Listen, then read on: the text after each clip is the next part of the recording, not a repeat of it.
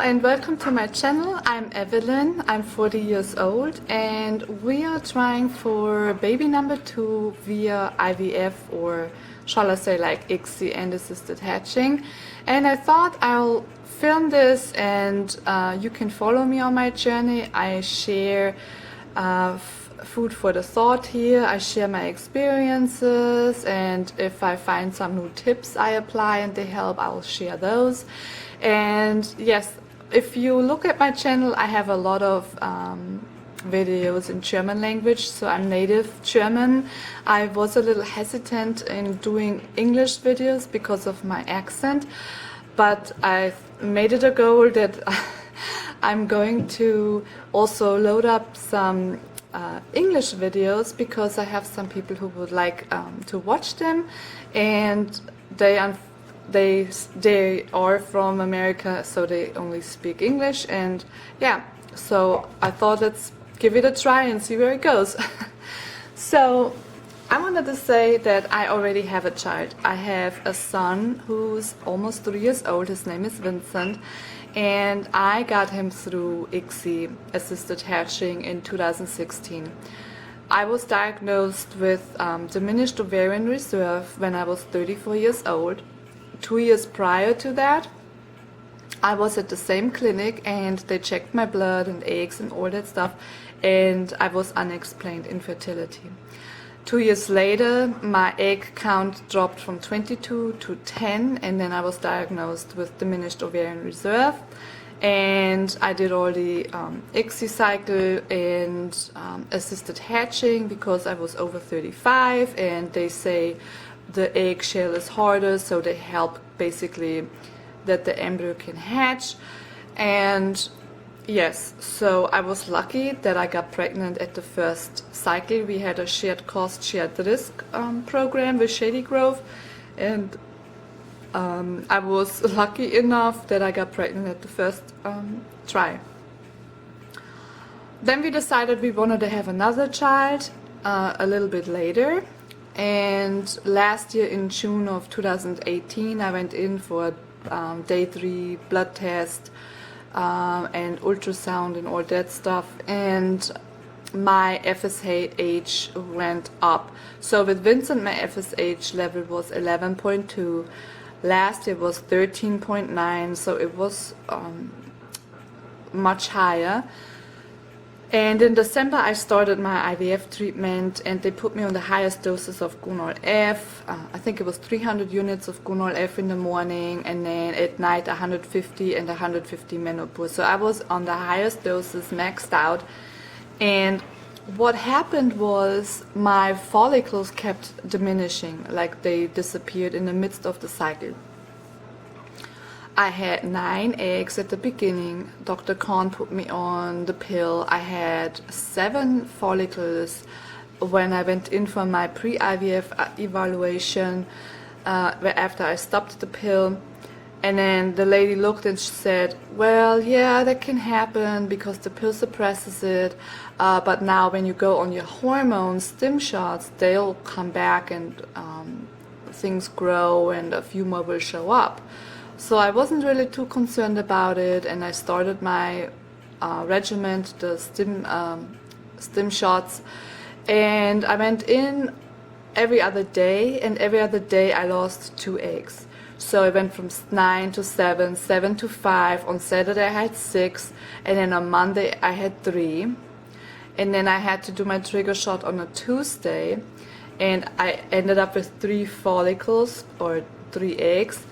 And from the 3 eggs, only 1 was mature enough, and it fertilized, but it fell apart. It was 2 days behind with the development. Instead of blastocyst, it was considered a 3-day embryo.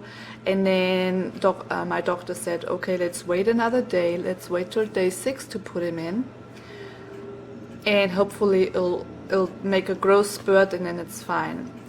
What happened is he called me on day 6 and told me not to come to the clinic. My embryo transfer is cancelled, because what happened was that my embryo basically disintegrated. It wasn't a good quality. and that was the only one I had, so the cycle was cancelled and I had to stop all the meds.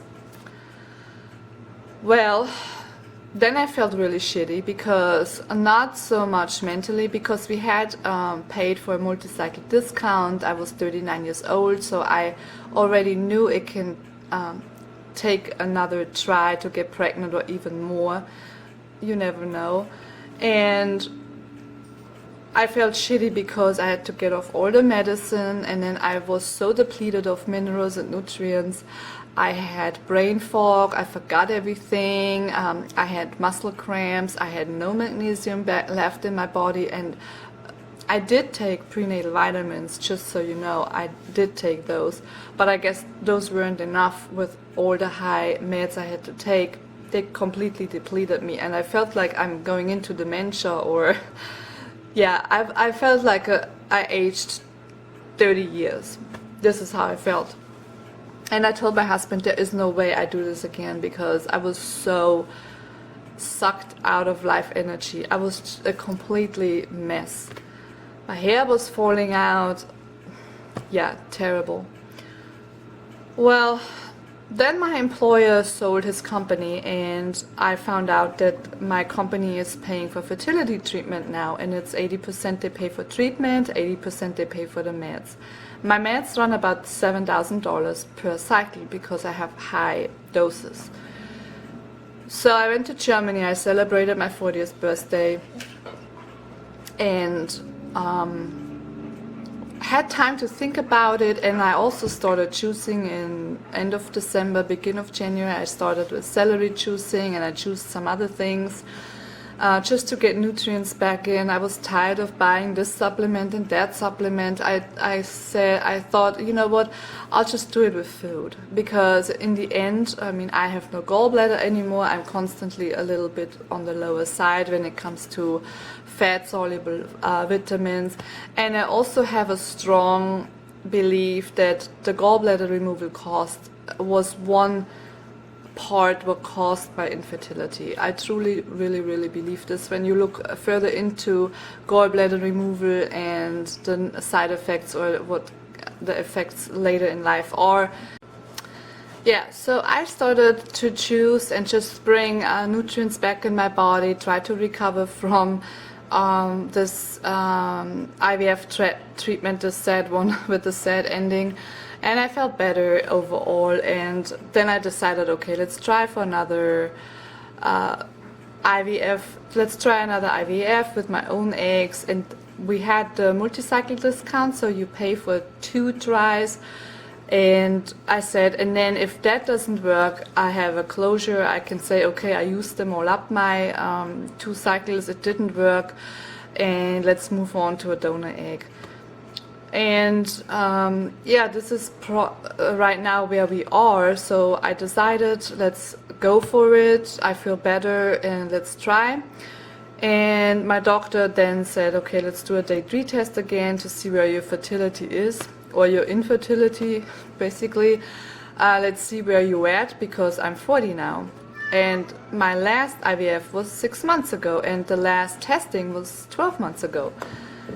So, my eggs, I have 10 eggs now, which I have 1 more than last time, which is not a lot. I mean, for someone, they probably be like, so what, like you have 1 more egg. But if you have diminished ovarian reserve, every single egg you have really counts. So I'm really happy that I have 10 instead of 9 now. And my blood levels, or my blood test, didn't come back till Monday. And my nurse told me that my FSH is by 9.94, which I was really happy, because I never had it that low. I had 11.2 when I was when I started the cycle with Vincent, and then last year in June I had 13.9. So 9.94 is borderline diminished ovarian reserve, and from 10 on it starts to be decreased ovarian reserve or diminished ovarian reserve. So for me that was a huge change, although I know it changes every month. It can go up and down, but I never was tested with a level that low. And that gave me hope. I was in a good mood. I was looking forward to it. And I believe it's good what I do, like every other week acupuncture and the supplements I used to take, and now the juicing. And I eat healthy overall. I mean, I do have my cakes here and there. I'm European, we love cakes. But I do really look what I eat. I eat mostly organic. I chirp. It's kind of like just eat real foods. And I started to read the labels in the back, and if there's something in there which is not good, like GMO or some preservatives or aluminum, I don't even take that. Like, I don't even like know. So I did incorporate a lot of fresh fruits and vegetables. I eat organic meat. I eat way less meat. I cut down the carbs, and I started juicing. So I already do pretty much everything out there what's possible to raise my fertility or the chances of having a child with IVF. So when I had my talk with the doctor, he didn't give me much hope. He kind of like a little tiny percentage, he destroyed my whole positive outlook, seriously. And I hate when doctors do that. I hate when doctors say there's nothing you can do for your egg quality, there's nothing you can do to improve this, there's nothing you can do. Oh, there is basically like keep telling you there is nothing to do and look you in the eyes. And when you are someone who's really loyal to your doctor, who has not a lot of self-trust or belief, that can destroy your whole like motivation, your whole like positivity, your whole whatever, you know. I mean, there are people out there, they believe the doctor that they are dead in 6 months, and then they are dead in 6 months because the doctor said so. So I try to keep my spirits up and be positive. On the other hand, my doctor tried really to tell me, you know, there's nothing you can do. We can do another cycle, but this is how your outlook is, and blah blah blah. And I told him, you know what, that might be true, but I had a question in a Facebook group, and a woman was asking if anybody had success with a few eggs. And there were several women who said, I only had 3 follicles, I only had 5 follicles, I got pregnant, they all got pregnant. And I told that my doctor, and I said, you know what, and in the end it doesn't matter like how many eggs or whatever. I think if it's meant to be for me to have another child, I'll have another child, and if not, then not. Because all the IVF medicines and all the measures we do with school medicine or Western medicine, in the end, whether you have a child or not, it's decided by something greater we can't explain. And I'm not gonna be all religious, because I mean, I am not religious, but I do believe, I truly believe if there is a child for me, it'll come, it'll happen, and if not, then not. And there are miracles happening every day. You know, people recover from deadly diseases, people survive a car accident where you think, Jesus, this person should be dead, you know, or people who are sent in hospice because they are done with whatever, chemo or whatever, and they're about to die, and then they, you know, they discover something and then they heal themselves. People like those are out there in thousands. I mean, we're just not being told about this. And I do not have a doctor tell me that my eggs are shitty and my fertility is gone. And what did he say? The only thing what gets better with age is wine. Well, thank you. When you looked at me when I was 30, I looked older with 30 and 26 than I look now, because of the lifestyle I have lived. So I try not to let this defeat me. I'll keep choosing. I actually broke my juicer a couple days ago because I was choosing, I guess, too much, or I was too enthusiastic choosing. So I broke my cheap juicer I bought online and had to order a new one, and I invested in a little bit of a better quality one with a longer warranty and stuff, because I definitely keep this up. And let's say I don't get pregnant with my own eggs, well, then at least I've done something for my health and I choose, and that's good for my cells and my vitamins, and I get all my nutrients what I need or my body needs, and that's it. So I don't see it as I lost something, you know, and I know my chances to get pregnant with a donor egg is 65%, as the doctor said, and with my own egg it's 5%. I know it's not a lot, but you know what, I give it another try, and whatever comes, and if it's meant to be, it will happen, and if not, then not. And if I don't get pregnant with a donor egg, you know what, then I have one child. I'm already blessed as it is. I do not try like desperately to have another child, because the more desperate you want something, the harder it is to get. So I try to just surrender to the situation and let happen what's supposed to happen. And I mean, I don't want to give you any advice. I just want to give you food for thought, and I want to share my experiences and my journey with you. And I cannot tell you if what I've done is also working for you. Everybody is different, you know. You have to find your own path and what works for you. But I guess in the end I start my IVF cycle in August, and by September I will know if it had worked or not.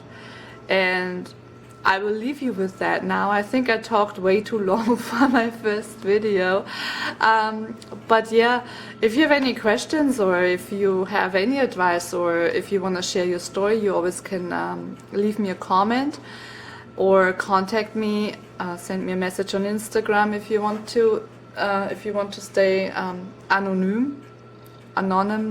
I don't know how to pronounce this in English, but yeah, you can leave me a comment and share with other women who are in the same situation.